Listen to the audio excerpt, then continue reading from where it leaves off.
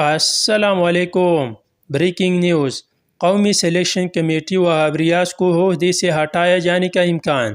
پاکستان کے بہترین wicket keeper batsman محمد رضوان ICC T20 ranking میں نمبر 3۔ محمد رضوان کو 32ویں سالگرہ بہت بہت مبارک ہو۔ پاکستان کے سابق کپتان راشد لطیف کا کہنا ہے محمد رضوان کو بطور وکٹ کیپر کھیلنا چاہیے، جبکہ اعظم خان کو اگر کھلانا ہے تو بطور فیلڈر کھلائے۔ ICC T20 ورلڈ کپ بنگلہ دیش کرکٹ ٹیم کا موجودہ آل راؤنڈر پلیئر محمد اللہ انسان داڑھی کے ساتھ کتنا خوبصورت لگتا ہے۔ بابر اعظم اور کلیم ثنا نے 2010 کے ورلڈ کپ میں پاکستان انڈر-19 کے لیے ایک ساتھ کھیل چکے ہیں۔ آج کلیم ثنا کینیڈا کے پیس بالر ہے۔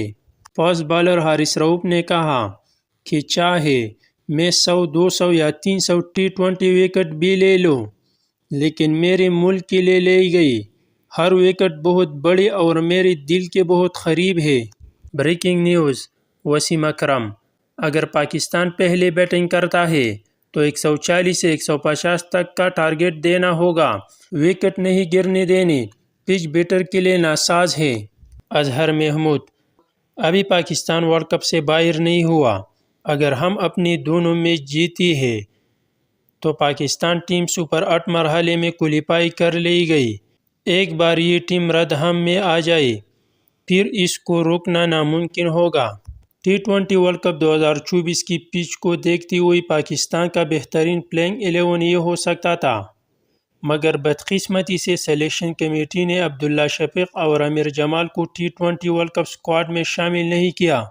نیو یارک کی وکٹ دیکھ کر لگتا ہے اس وکٹ میں بالرز کے لیے کافی مدد موجود ہے۔